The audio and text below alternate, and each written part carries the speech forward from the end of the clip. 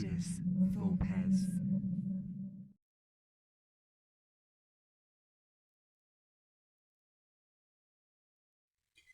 Welcome to Ludus Vulpes. My name's Kirsty. I'm Phil. My name's Matt. You join us as we have an informal sofa chat about board games. We'll call it table talk, even though we haven't got a table in front of us. No table. Matt's genius there. And this is our opportunity to talk about topics that we want to talk about in board games. And we're going to start fairly straightforward and fairly light, I think. I think Matt's going to kick us off. But we will continue doing this, and the idea of table talk is that you can get yourself more involved in the channel. You can suggest topics that you might want us to do some research on and hear our opinions on. Or you can just comment on these videos with your own opinions and share within the community. So any of that would be fantastic, and we really appreciate it. Matt, what you got for us?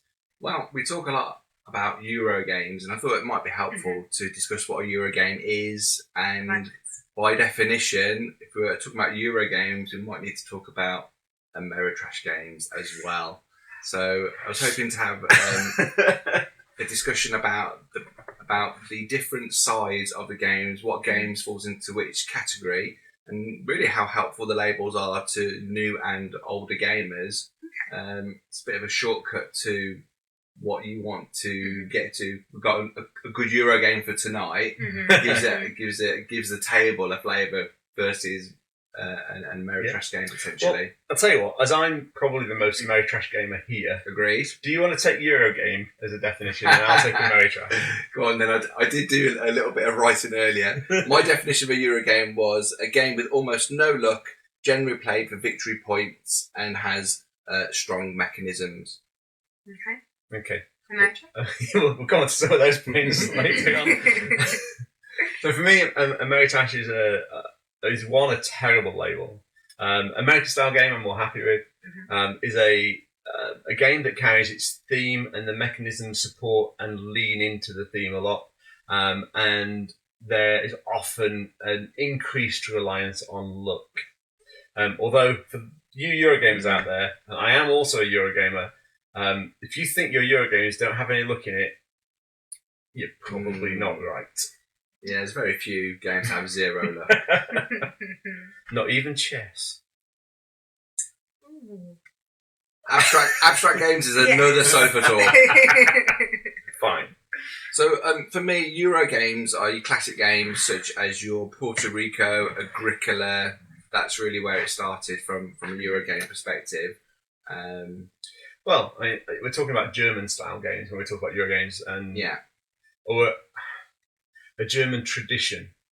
And for me, within that German tradition, you've got low conflict, and player interaction is, I'm going to say more passive aggressive. Player interaction is more, I can get in your way and interrupt you, rather than I'm going to kick you in the face. Yeah, direct attack and defend. Yeah. Okay. So I think for that kind of tradition, I think Catan's an interesting example of that kind of tradition. It's quite early. Yeah, very. But it does have some luck in it. Yeah. But it also has a wonderful, like a little narrative arc that flows through it. But fundamentally, you are the master of your own destiny. So with Catan, would you say it's a strategy game? Because I tend to associate Euro games with having a strategy and an arc. See, that's an interesting secondary topic, I think, and I think we're all happy to talk about it. For me, the term strategy defines a plan you draw before the game begins. I agree. Okay. Do you think that Ameri-trash games, or Ameri games as we'll probably call them, would be more likely to have tactics rather than strategies? Yeah, I think as an evolution of the game, that you need to respond to what's happening to the random factors that are happening in front of you, which means you often have a strong tactical element within there. Yeah. Whereas in a Euro game, you can set a strategy and your tactics support the strategy, but they're all heading in one direction. It's very much how you play games, actually. Yeah. Incredible. Responsive.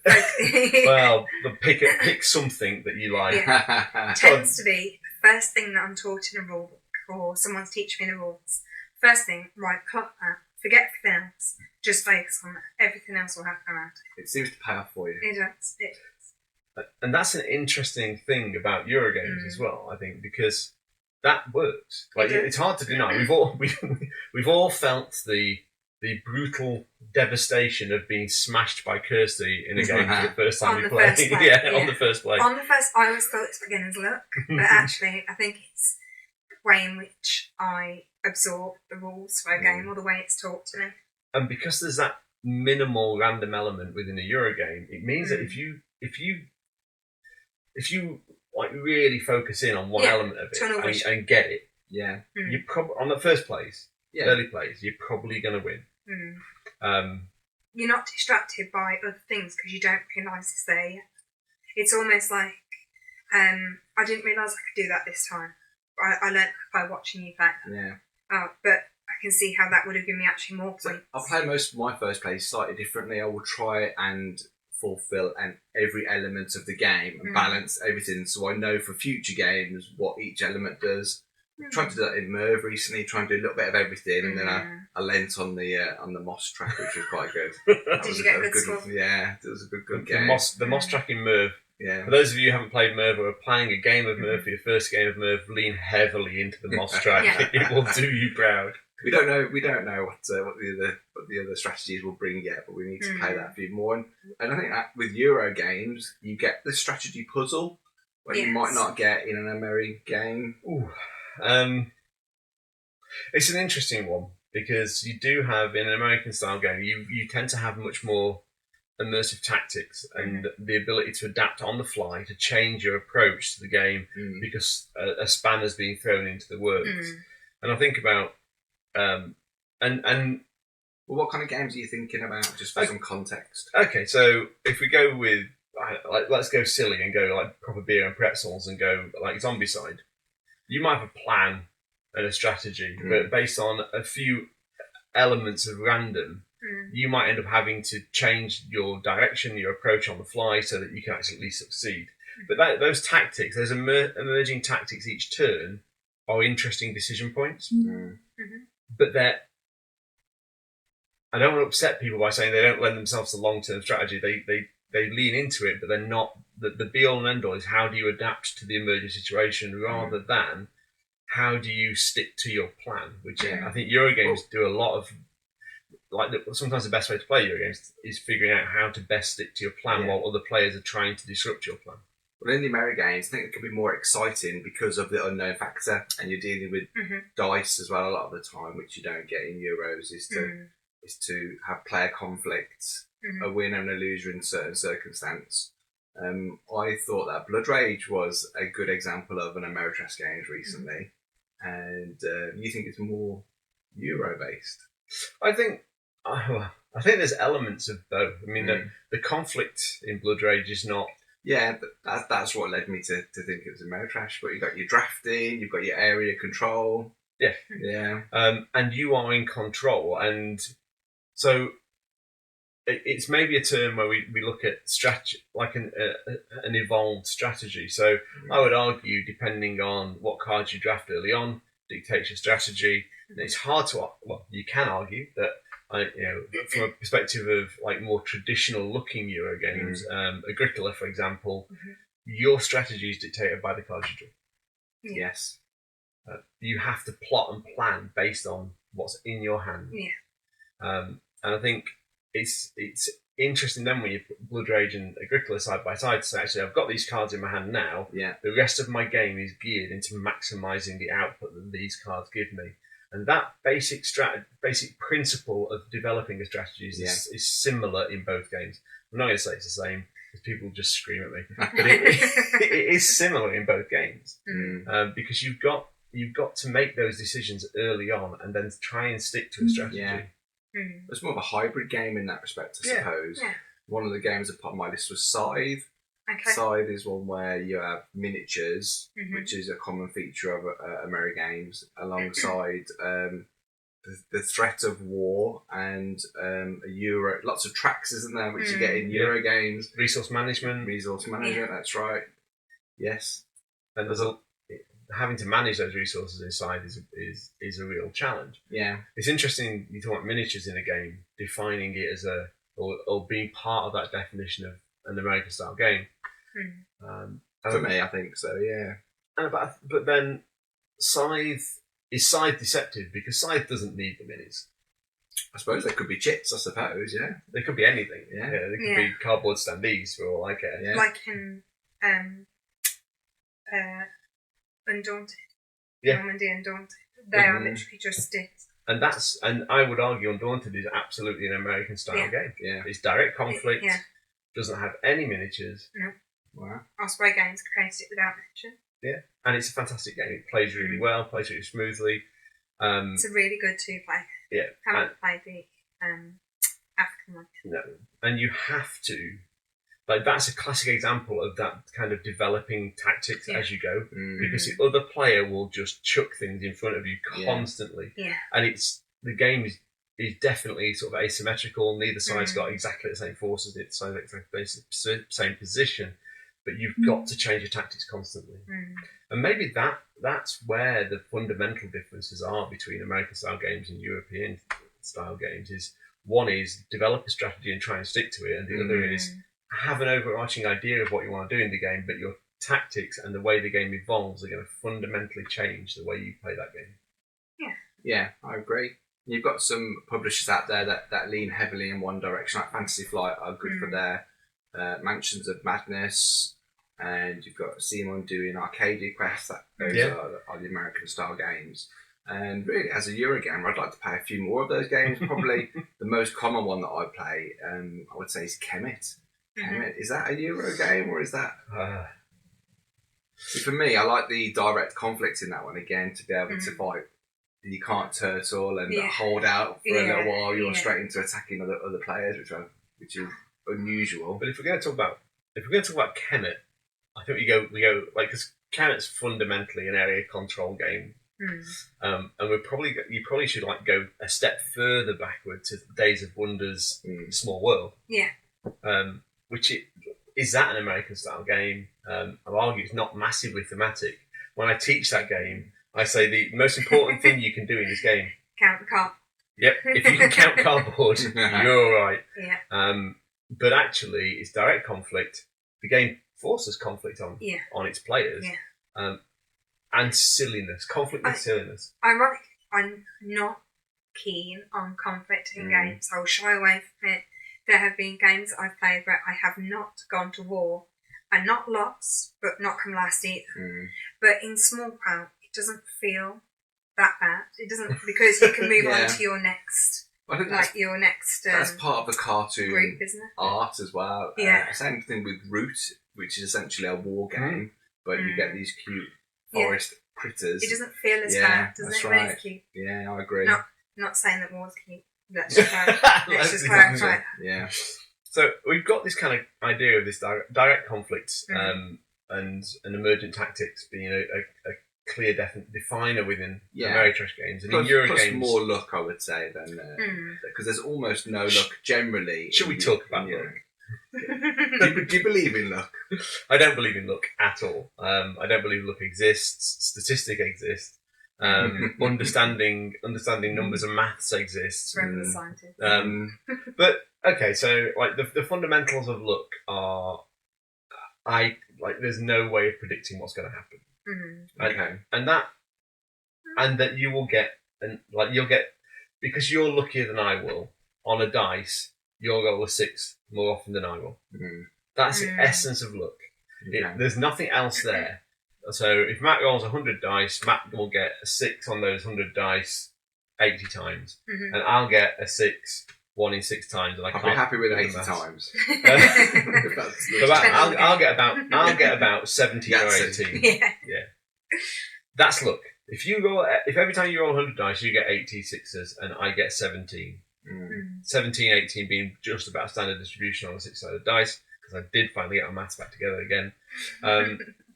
I would say you are lucky. Okay. But even then, we'd need a bigger sample size than 100 dice rolls. But let's say that's true. That's the essence of luck. Luck is manipulation of statistics in your favour. Well, I'd say for me, it's an emotion as well, because the amount of times if you're doing a skill check or you're going into battle, and that one time you just need to get the hit or get a certain result, and you just don't get it. I played a game recently called Zombies, and you have to roll a dice to move. And I think I hit 4 ones in a row, so I was moving one space at a time, not able to attack anything. And that emotionally was most upsetting. So plays with your head, doesn't it? Because it builds, and you start looking for it. So there's another. It's like pattern selection. You're looking for that then. Yeah, you are. It's like, oh, roll 2 ones. Oh no, we're going to do another. I'm having Whereas, bad luck. you wouldn't. You start believing it. Yeah, you do. That's right. It's like it's like I'm stuck on a loop. But it's like in sport when someone's on a hot streak. They're not particularly on a hot streak. They're statistically probably spot on for what they would normally, how they normally perform. But they've just had a couple. They've had a few good runs in a row, and looks interesting. And like we played Descent recently, which you should try. Descent. Yeah, I've heard it's really good. It's good. Legends of the Dark, the latest iteration from Fantasy Flight. Yeah. And there are definitely moments when you want to scream at dice. Yeah. Yes. Because they don't present. Yeah, they don't present you with the result you want. How common in a game are they? Are they coming up like every 5 minutes? Is it like once every 20 minutes, or is it? So if you walk into a room, you interact with something, and you have a skill test to interact with that item. And even if you have a really high, generally you have to roll twice to interact with something. Okay. It depends if it's an external thing. It tends to be. I don't want to give too much away about the game. So if you interact with something externally, you might have various options once you've done. Do you feel like there's a chance you could be missing out on part of the game if your luck was not to a sufficient standard? I would say, like in Descent, you roll dice a lot. Like it's fair to say you roll dice a lot. But in rolling those dice a lot, you are still the master of your own destiny. It's still fundamentally the decisions you make. The dice slow you down; they get in your way. But if you make regular bad decisions, you will do poorly in the game. You can flip cards. You can you can mitigate a lot of the dice rolls with tokens. With tokens. So depends how you play it. So character progression is part of an Ameri game for me as well. Characters do better, or you've got a campaign or a narrative. I tend to steer away from narrative games generally because I find you have to have the same groups to be able to get the most enjoyment out of that style of game. But then you have Euro games that are now campaigny as well. So it's true, they're coming now, aren't they? Yeah, that's right. If you look at like a couple of Alexander Pfister games from the last few years, you've got Expedition New Dale, which is definitely designed to be played and enjoyed much more over a space of the campaign than a single game. Maracaibo also has a campaign mode in it, and I feel like we're moving to a point in time where these American style themes are coming into Euro games, and the Euro mechanisms are drifting in to some of the American style games, and so we get a nice blend. Yeah, and you talk about Scythe being a hybrid game. I'm happy. I think that's a really good definition for Scythe. But I think more Euro games are borrowing from that idea. And we've had a discussion about a game called Heaven and Ale. And for those of you who haven't played Heaven and Ale, I have not. Don't. Okay. It is a game of absolutely wonderful mechanics. Okay. But thematically, it fails to support its gameplay in any of the theming. So, for example, you are planting crops in the field, or not just crops. You can plant water in a field, but leave that to another time. You got 2 fields. You got the dark field and the light field. If you plant in the dark field, the wheat grows money. If you plant in the light field, the wheat grows wheat. and it's just like what the hell? Yeah. And stuff like that though. I think the addition of that kind of theme matters or setting matters, because we can have that discussion as well. Yeah. But the idea that a theme matters in Euro games now is, I think it is important. Yeah. We've got a game coming up this evening. We're going to be playing Coffee Traders. Yes. I would say from a theme and rule alignment perspective, that game does a bloody good job of getting it right. It's on point. Yeah, I'd agree. Yeah. It's very good. Yeah. it's a bit of a head scratcher as to what you want to do next. I think you have to have a strategy almost going into the game.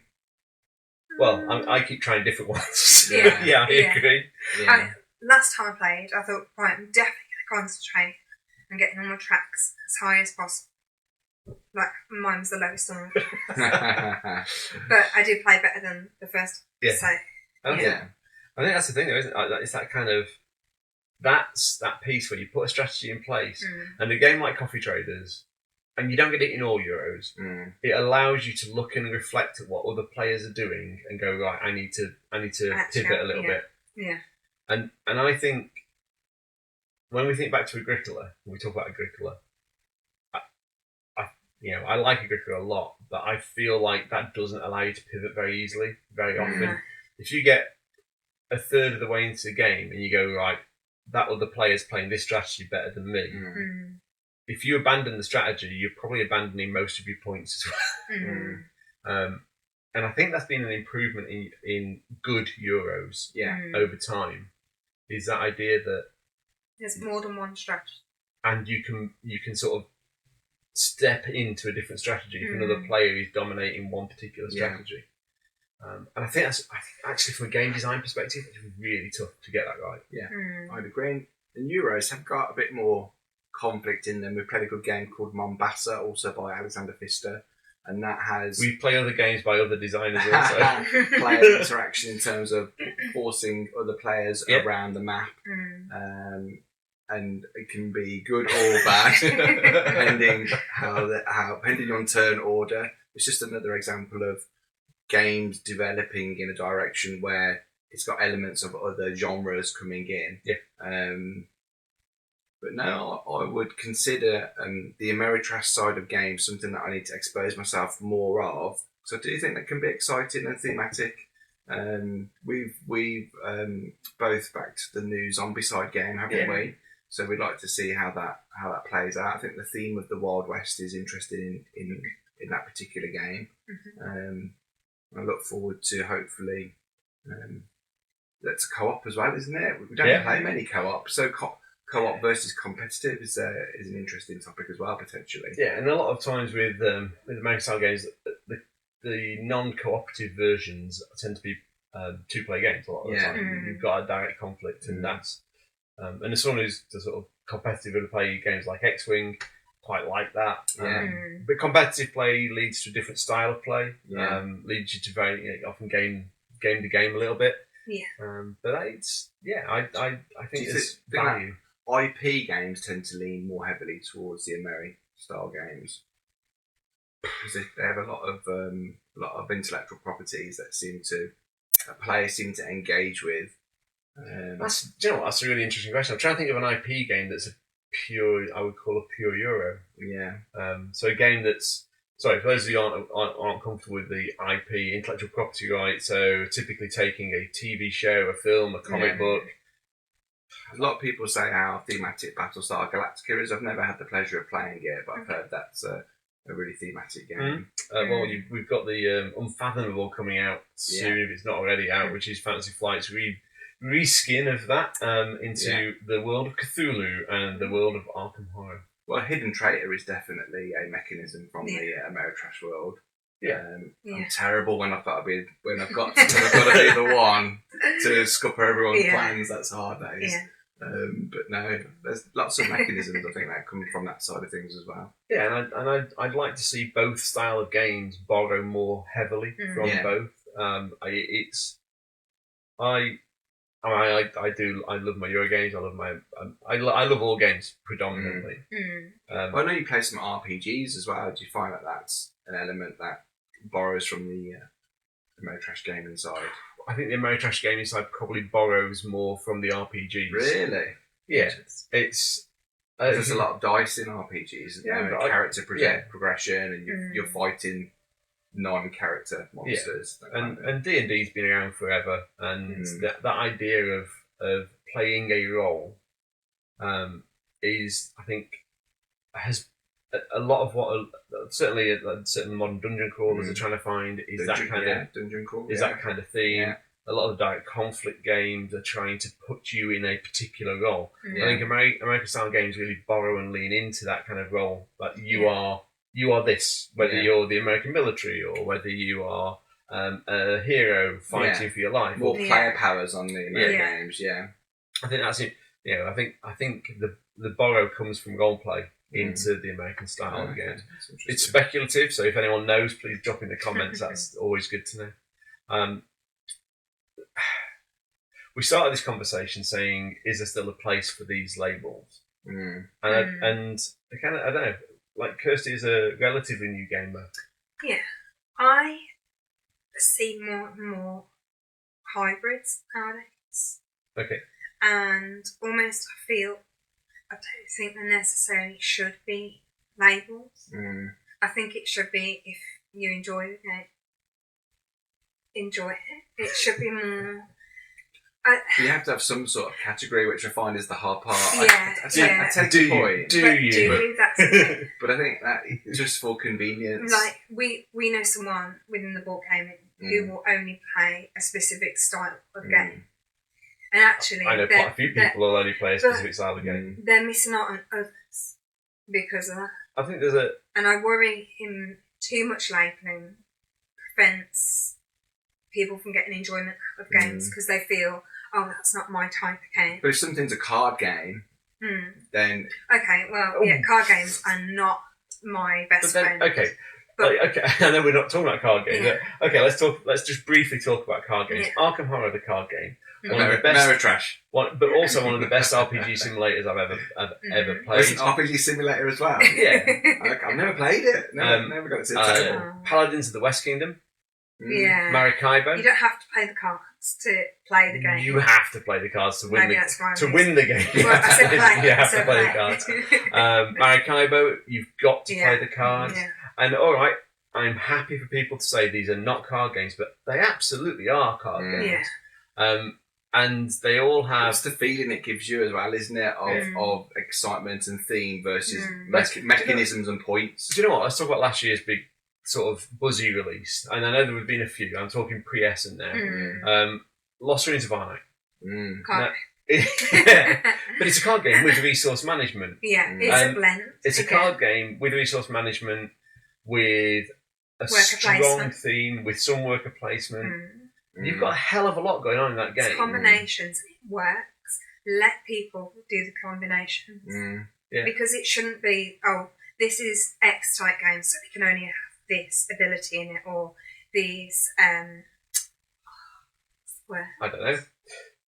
I've lost the word. This mechanism. That's it, mechanism. Why not blend the mechanisms? Yeah. If it creates a fantastic game that people enjoy, blend away. I think there's an essence of fun that matters in games. Yeah. Like, that to me is like, is a game fun? If I'm going to start with my most basic labels, is it fun, is it not fun? But they are completely subjective measures. Like my fun and your fun might be completely different things.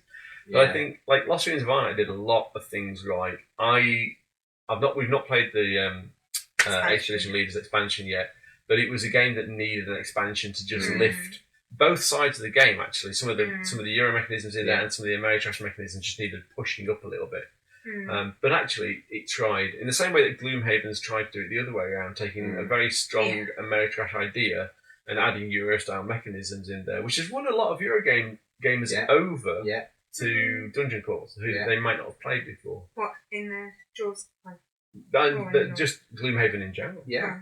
I quite enjoyed the hand management aspect, so I can see why that would be a... it's cooperative as well. I think spending time with people, it's nice. Agreeing, that, my strategy in Coffee Traders is going to be my strategy, but having to work with other people too. Do you discuss it in your Gloomhaven group? Do you discuss what you do? No, well, not in Gloomhaven specifically. You can't discuss it in Gloomhaven, but I'm sure there are other games where we can discuss it. But I think the element of co-op can be a strong part of Ameri-trash games as well. It works. You've got the zombie side. There is Mansions of Madness. There's the new Lord of the Rings. Yeah, and I think the app side of thing is becoming more prevalent as well. I think that will become more of a feature that we see. because you get the voiceover. There's someone reading the text, and that adds to your narrative and your flavour. Adds to the theme. Yeah. Adds to the Yeah. character of the game. You would As just long as never they get. keep it going. Well, there's no reason that Eurogames can't do that. Eurogame, you could put out a Eurogame with an app, and it could read out the description at the start. You could even read out the setup of the game. So there are things that Eurogamers could do. App production out there, people. Yeah. TM. Yeah.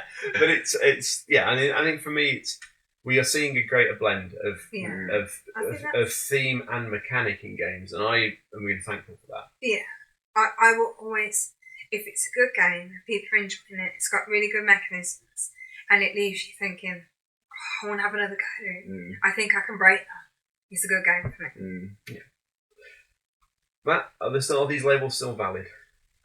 Probably in the short term, and I think there's so many new gamers coming into the hobby. You got the term gateway or family weight or medium weight. We all talk about heavyweight games as well, not physically heavy, mentally Some are quite heavy. King and Death Monsters just under the camera, holding the camera down. So I think in the short term, until the hobby develops into a more detailed field, I think in the short term. What do you think? I think that's interesting, because I think the hobby will continue to develop and grow. Yeah. And actually, I don't think Ameri-trash and Eurogame is particularly helpful. I think in America's tradition and German style tradition or European style tradition is using the word tradition helps, because it takes away from the direct label and the convenience of the label. I think the term indirect conflict and direct conflict work equally well to describe it without the slur that goes to the Ameri-trash. Yeah, don't and the trash. And it's it's kind of like that kind of Eurotrash, kind of like for defining a genre of Euro pop music. Just created a new label, Eurotrash. I'm sure someone's done that before me. But it feels to me like we're past the point of convenience in labels within games, because you can easily call someone a Eurogame or an Ameri-trash gamer and close them down to other opportunities. And I'd be like, for me, it's play games, find the stuff you like, and then find the labels maybe. And, I remember picking up Agricola for the first time, and then going, right, so if I look on Board Game Geek, it'll tell me that, and I'll look at the mechanics. So I'm going to find another game with the same mechanics, and I can't even remember what it was, because that's how disappointed I was in my next purchase, because it wasn't pulled together in the same way Agricola was. And that to me is, and because you both spent time with me playing games, I will have rants about rules that don't make sense. Brass Birmingham and teleporting beer does my absolute head in. Heaven and Ale does my head in. Because it's like, you don't have to be lazy with your setting and your theme. You can really help your players if you align them and pull them more tightly together. But then the same with the Ameri-trash stuff.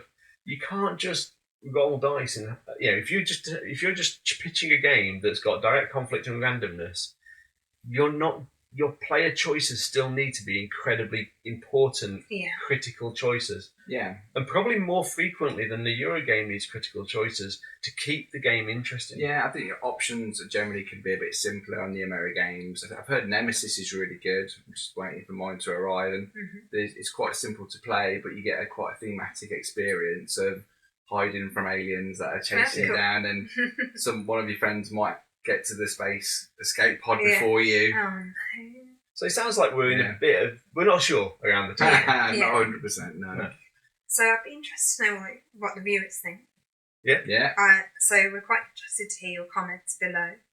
And obviously, Yeah, what kind of games do you play with your groups? What are you interested in? How do you feel about luck in games, which does exist? And using dice, managing statistics, not luck. Read the Luck Factor by Professor Richard Wiseman. Very interesting book. So I think we should probably call it a night for now. We've got a Euro-trash game to play. We do. Hope you've enjoyed this video. If you do, give us a thumbs up. Don't forget to give us a subscribe as well, because it makes us feel good about ourselves. We're also on Instagram, Facebook and Twitter. Just search for Ludus Vulpes. and let us know what topics you want us to cover. Yeah. Definitely. Drop comments in below, drop us a message, whatever you prefer. And we'll get it to the sofa. Looking forward to the next one. Definitely. Thank you for your time. Thanks, everyone. Thanks. See you soon. Bye. Bye.